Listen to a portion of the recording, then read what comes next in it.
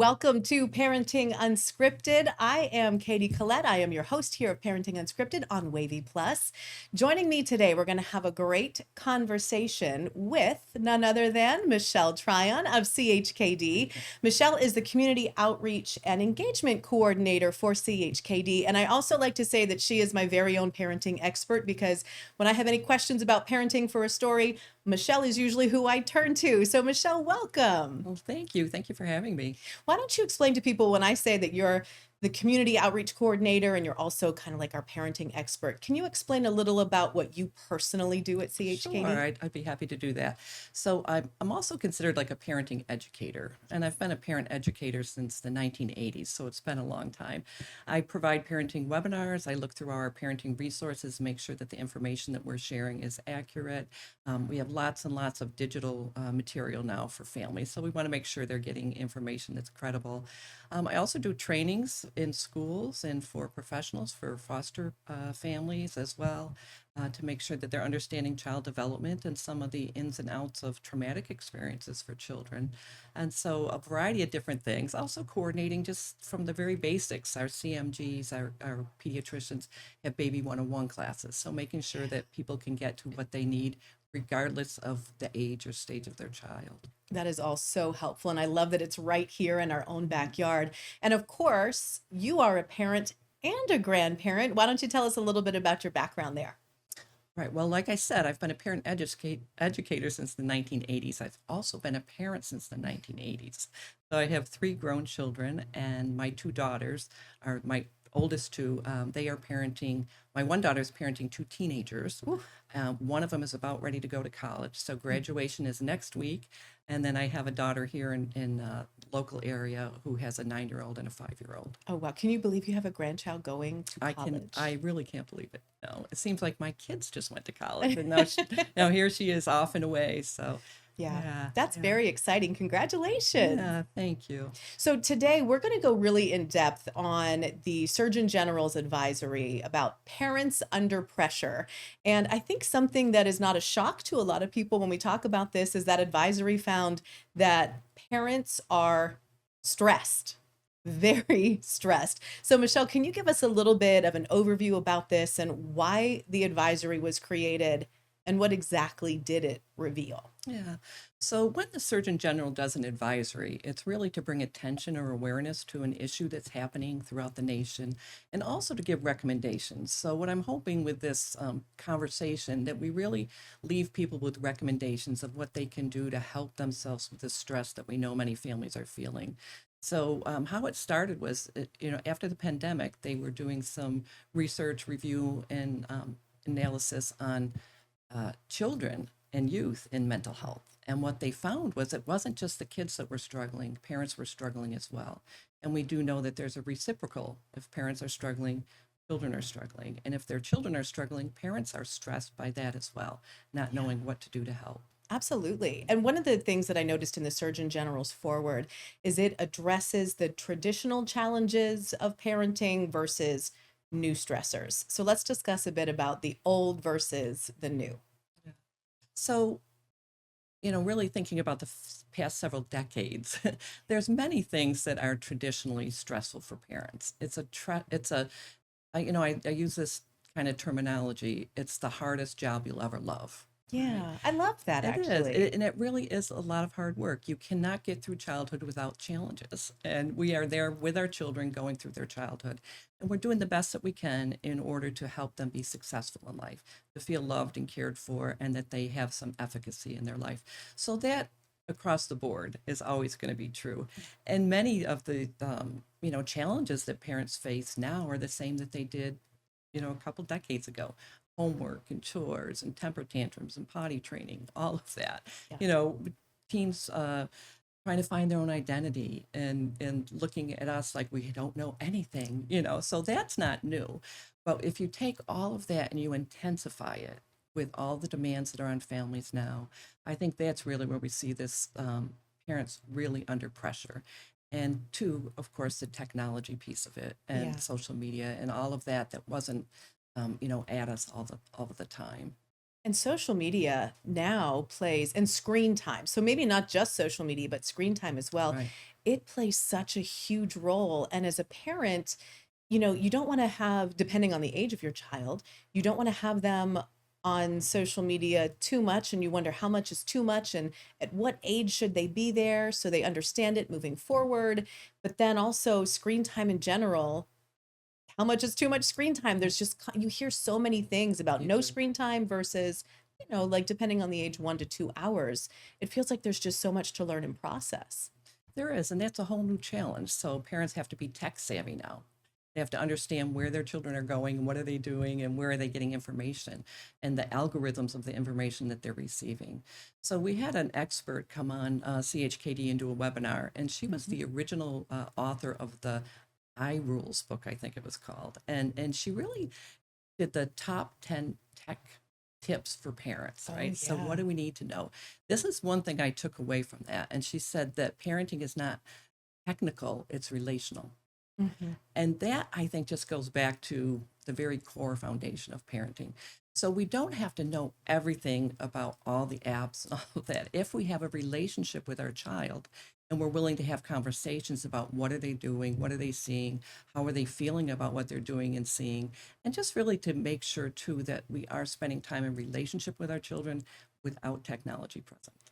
So there's something called technoference. And so you're having a conversation and then all of a sudden you look down at your phone, Hmm. and children pick up on that. Are you really listening, or what's more important? Is your phone more important than I am? So it's not technical, it's relational. Yeah, I think that that makes so much Mhm. sense. And you really see that. You see that in restaurants, you see that in the grocery store, no matter where you are with kids. It's very, very true. I want to talk more about social media with you. I think that's going to be a really important part of this conversation. We are going to do that after the break, and we will be right back.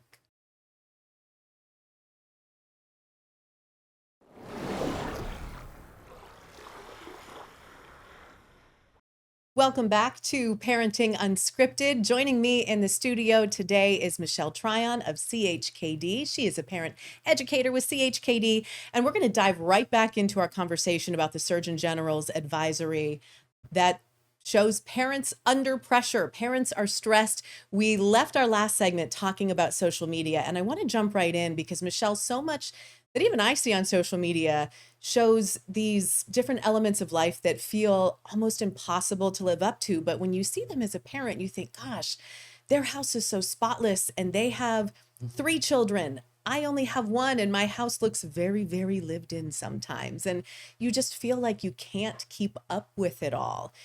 What is your advice to parents in those situations when they're looking in social media thinking these people have it all and here I am trying to get the dishes done before bed and sometimes I can't?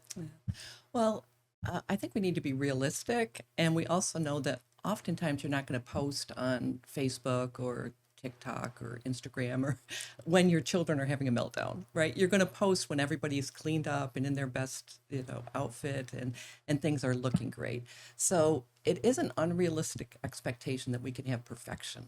Yeah. So there's a circle of security as a framework for parenting, and it really talks about imperfect parents and imperfect children. So if we're expecting our children to live up to, all of the milestones and all of the criteria that we see as being a good child, we're going to be Yes. disappointed, right? Hmm. And the same thing for us. If we have an expectation that we're never going to make mistakes and that our house is always going to be spotless, we are going to be frustrated and we're going to be judgmental of ourselves. I think we talked earlier how sometimes we're our own worst critique, Yes. criticizer, that we're expecting something that's unrealistic to maintain for any length of time.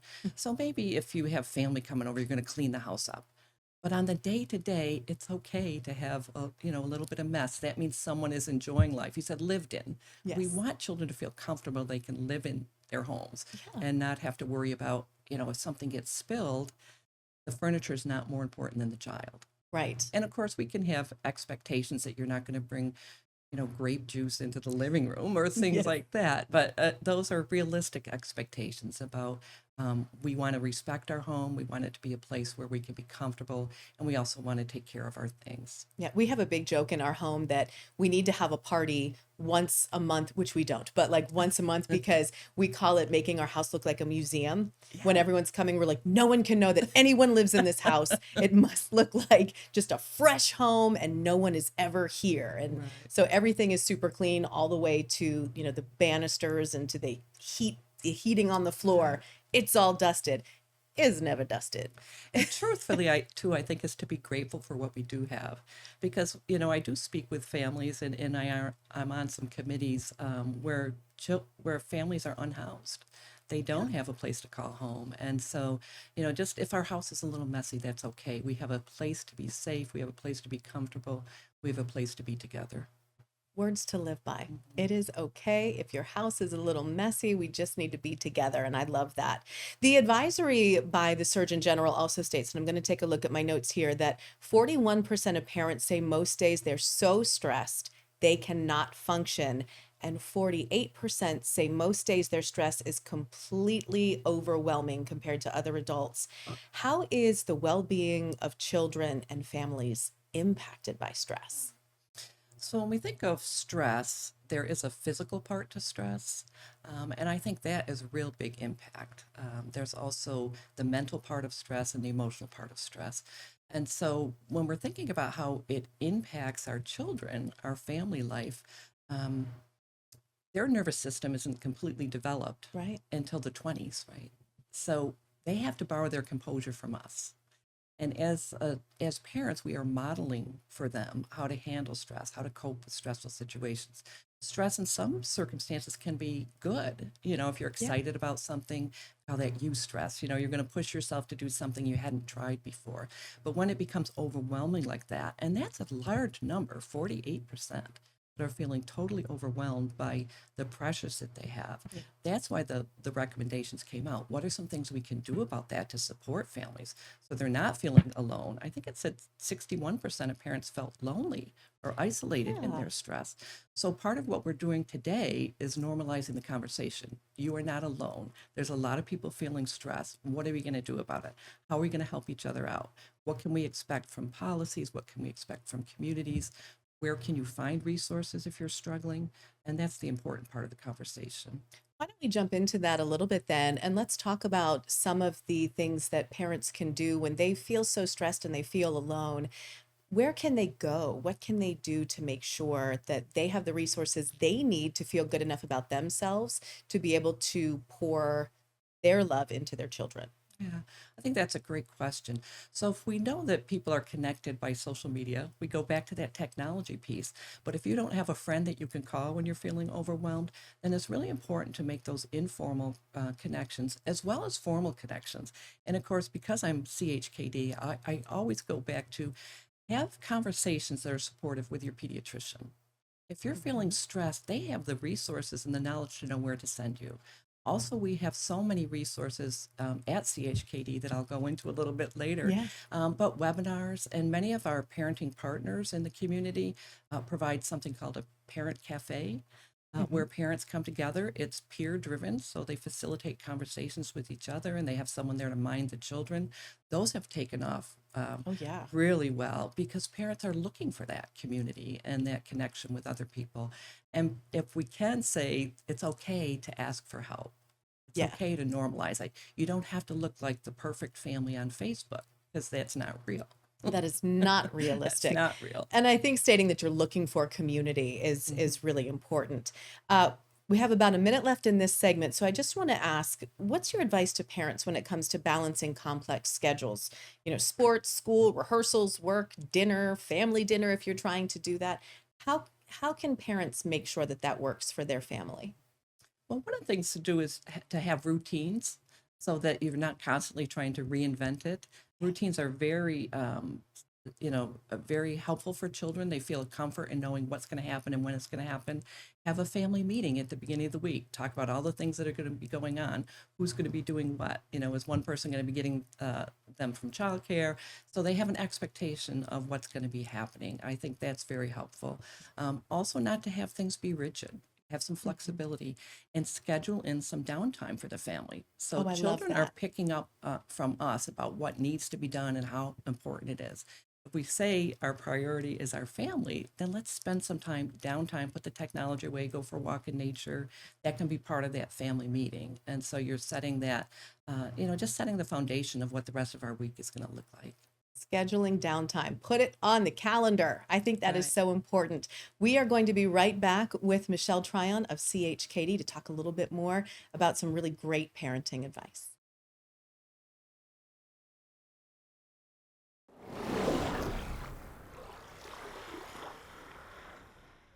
Welcome back to Parenting Unscripted. We are going to continue our final segment here with Michele Tryon of CHKD. She is the Community Outreach and Engagement Coordinator, Parent Educator Extraordinaire.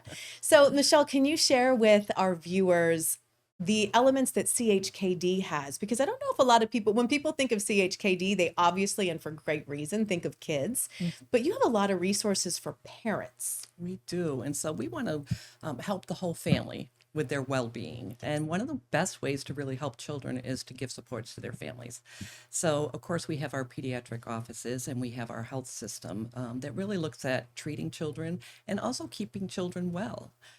We have a mental health program that is very robust. And I know that showed up on the Parents Under Pressure advisory that parents were worried about their children's mental health. So we have this parenting resources page, and any of your viewers want to go on there, they will find a wealth of information, including handouts about some of the just basic topics: temper tantrums, children under stress, positive discipline. We also have a fatherhood podcast that is done by two young men who have young children. And so they have a back and forth kind of what's it like to be a dad these days, right? And so they're just really lovely to listen to. We also have blogs, so a variety of different topics that some of them are written from a parent perspective, some are written from a parent educator perspective, and then we have our other clinicians from the hospital talk about things that families may be facing. We have webinars that are free, and those happen about once a week or so. In fact, on June 9th, we're going to be doing one on self-compassion for burnout parents and providers. Oh my It's gosh. a daytime one, so you can join into that one. We also have, if you don't have time for a whole webinar, which is about 60 minutes long, we have some take 10s. And so Mhm. topics that you can listen to 10 minutes that come up for parents. And one of them is on self-compassion. So if you can't come to that, listen to that. Can you give Yeah. a little preview of that? Well, you know what? Before I ask you to cheat just a touch and give a tiny preview of the Yeah. self compassion, I'm popping you up because you mentioned the parenting resources site on CHKD. And if you look at right beside Michelle's name there, you can see where it says chkd.org/parenting resources. Michelle told me today and in the past, because we've linked that on wavy.com before as well, that that is a really great place to be able to click and get all of the resources that she's mentioning. But why don't we talk a little bit about self compassion? I think that a lot of parents are so often so focused on their own children that we really do forget, hey, we need to be compassionate to ourselves and take care of us. Yeah.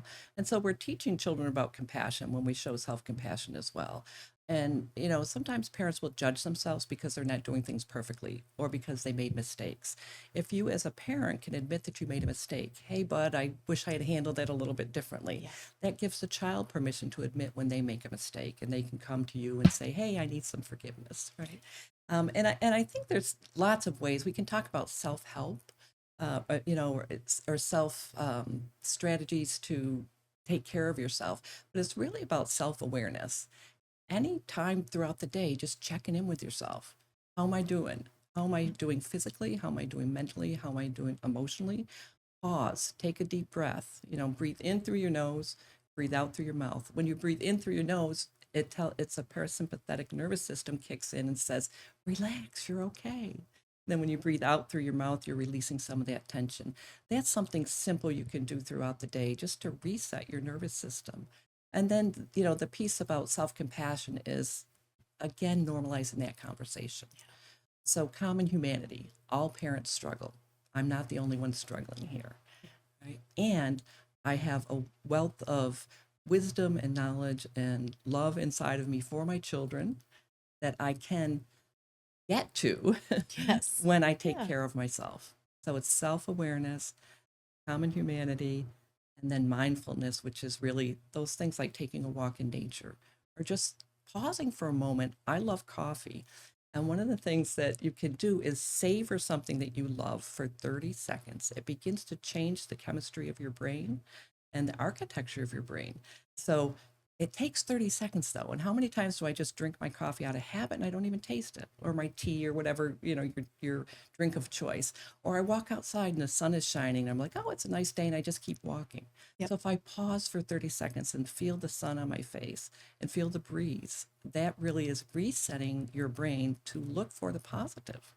The other thing we talk about, and that is gratitude. At the end of the day or the beginning of the day or both, Yes. think of three things that you're grateful for. And not just, heart blank, oh, I love my family. Something that happened that day that really you were grateful for. So if I think about my grandson, I can say, oh, I'm grateful for my grandson, but he's 5 years old. And when he threw a rock into the ocean and actually tossed himself in with it, that was just such a wonderful moment, Yep. and so just to really hone in on that. What do we have gratitude for, and where can we feel like we're enjoying our children and it's not a burden to take care of them? We really do have a relationship, and it can be very powerful when we focus on the positive. I do think it helps too when you are able, we always talk about it takes a village. Mhm. When you're able to really truly build that village. And you can find that with, I think, some workout groups, places in Virginia Beach, Chesapeake, they have mom and dad groups where you can go on walks together. But Mhm. when you have people that can relate to what you're going through and you can chit chat with them, with or without the kids, I feel like that is really helpful deep down as well. Yeah. So we do have linked on our website to My Active Child, and that is Yes. a wonderful resource for everyone who has children in the Hampton Roads area, and probably beyond, but they really focus in on Hampton Roads. And so she started doing something almost like a parenting play date. And so different organizations or businesses that offer services for children and families, they'll have a specific time that families can come in and they'll get discounted tickets, or some of the things are free, might be a library activity or something like that. And she'll encourage people to come and meet each other and really make that connection and talk to each other. So not just for your children, but for yourself as well. Oh, it's so important. My active child, I've learned so much from there as well Yeah. about events in the community. Michele Tryon, I could talk to you for 3 hours at a time, but alas, our time is up. I'm going to have you back on though. You come back on so we can talk a little bit more about this advisory. I will. I love to talk about this stuff. Yeah, it's so important, and parents really need this, and they need Yeah. you. So thank you for everything that you and CHKD do for all of us. We're going to talk a lot more about parenting in the coming days, and don't forget you can continue to see new episodes of Parenting Unscripted every Tuesday morning at 9 o'clock. So make sure you go to Wavy Plus and check that out. Again, I am your host, Katie Collett. I thank you so much for joining us today, everyone.